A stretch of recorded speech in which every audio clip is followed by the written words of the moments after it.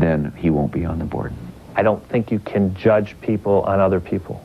I think that if the New Orleans Saints and Bill Kuryk or Mike Ditka judges Randy Moss or anybody else in Randy's on Lawrence Phillips, you're doing a disservice to Randy Moss. You have to judge every player an individual situation. You can't lump them together. I just think if you're going to invest the first-round pick in a player, there better not be any question marks in regard to his past performances off the field. You have to err on the side of caution because it can be very destructive to your salary cap. It can be very destructive to getting the right type of guys in and being able to pay them. So sometimes you may miss on a guy who is going to come in and do very, very well. But you have to play the percentages. Well, I don't write bad character. I write past history of whatever it was. Do I think that can be changed? And then I put down yes or no. Do I think it can be changed? Yes. Do I think he's changed already? I think he's in the progress of trying to change. Whether he's changed or not, I don't know. I find one of the most telling sound bites in there was Tony Dungy. Remember how Warren Sapp fell a few years ago and fell into Tampa's hands? They got themselves the best defensive player of that draft. There's how things can change, and you play the percentages. Let's go to Andrea Kramer, who might be playing the percentages. Andrea? Well, Chris, I had a chance to read some team scouting reports and psychological assessments of Moss, and due to character problems, which are obviously well documented, there's great concern by this one team scouting report as to how Moss would potentially handle a high-priced multi-million-dollar contract.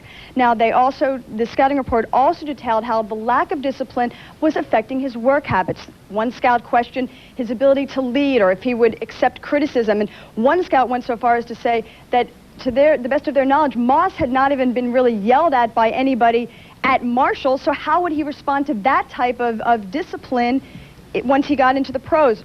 The psychological tests that I saw, the summarization was, until he develops more self-discipline, he will be his own worst enemy. And this was from a psychological test that is administered to many players throughout the draft. Now, as for his on-the-field performance, scouting reports say he can basically do whatever he wants on the field. However, the flip side of that is one team's report which says they wonder how he'll be able to get separation from his defenders and how he'll handle bump and run coverage in the NFL. So certainly a wide variety of opinion, Chris, on Randy Moss.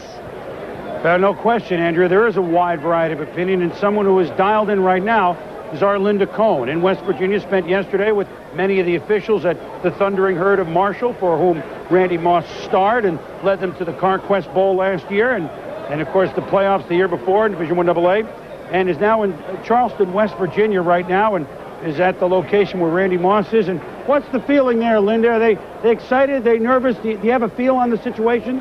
Well, Chris, can you be relaxed and anxious at the very same time? That's what Randy Moss is doing right now. And yes, I am at the home of his advisors. And a lot going on, and they are looking forward to what could happen. Randy is just anxious to prove his point out on the field. You know, when I spoke to Randy in length yesterday, as well as a little bit this morning, I spoke to him about, and I asked him what would happen when, if the Saints do select him, what would happen if Mike Ditka would yell at him for the very first time? And Randy turned to me and he said simply, you know what? You know how you prevent the yelling? Doing your job and performing and doing well. And that way he wouldn't have to worry about dealing with a Mike Ditka and the yelling and potential adversity on the field. He's not even thinking about that. During my visit to Marshall University yesterday, I spoke to the coaches, I spoke to the teammates, and this Randy Moss that's being talked about by some NFL teams is simply not the Randy Moss that they know. Well, he hasn't been a bad guy around us, you know.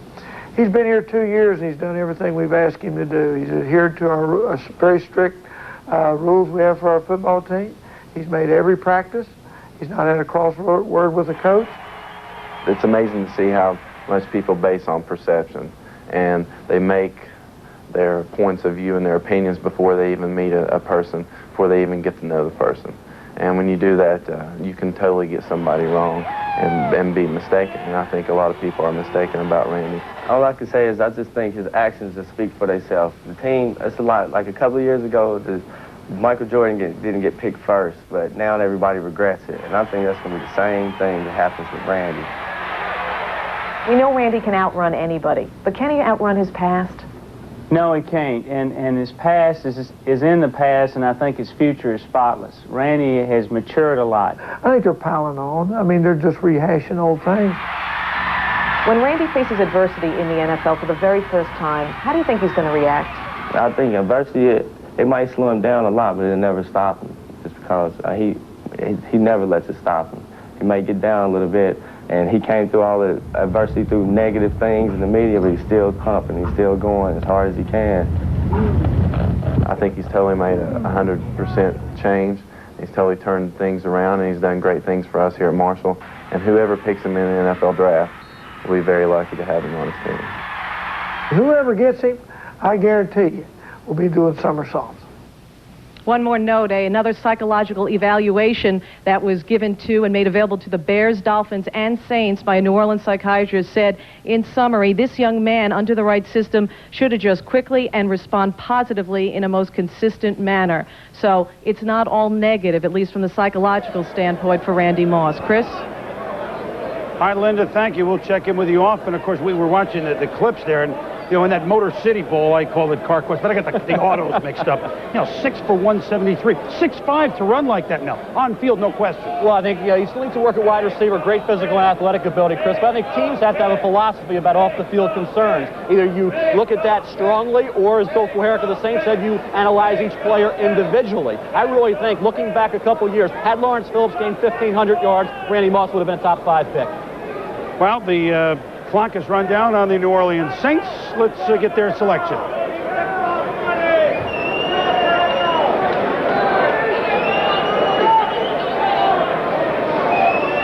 With the 7th pick in the draft, the New Orleans Saints select tackle, San Diego State University, Kyle Turley. Dallas Cowboys.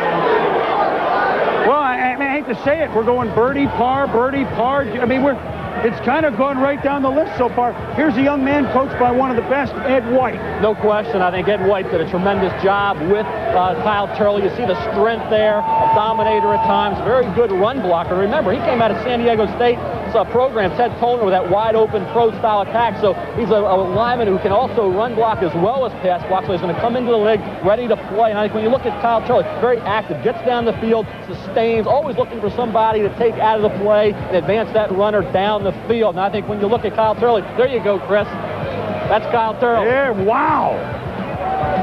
Well, then you go to San Diego State. Did he hurt that surfboard?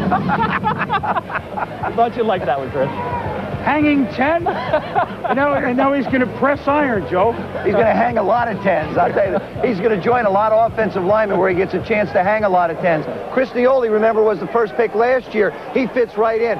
William Rolfe, one of the finest tackles in football. Andy McCullum. Jerry Fontenot, the center, comes over from Chicago. Clarence Jones at the right tackle. You project exactly where you want to put this young man in, and he's going to find a place in a very young offensive line. I don't care how good a skilled people you have. If you've got a quarterback, a running back, a wide receiver, unless you have an offensive line that can block, and that's what it looks like Mike Ditka is trying to do. He's really trying to build this football team around a good offensive line, then add his skill players. He's going about it the right way. I like this decision. It's the perfect fit for New Orleans at this particular spot, at this time in Mike Ditka's coaching career. You know, they had a pretty good defense, but they need to move the football a little bit. And now, well, maybe now we hit it into the woods. Dallas is at the 8-hole, Jacksonville at the 9-hole. Does New England move up to make a trade to get 8 and the running back of their choice? Or do the Cowboys wheel and deal, or do they just take that pick? How about them Cowboys? How about them Jaguars? We'll be back as the draft saga unfolds.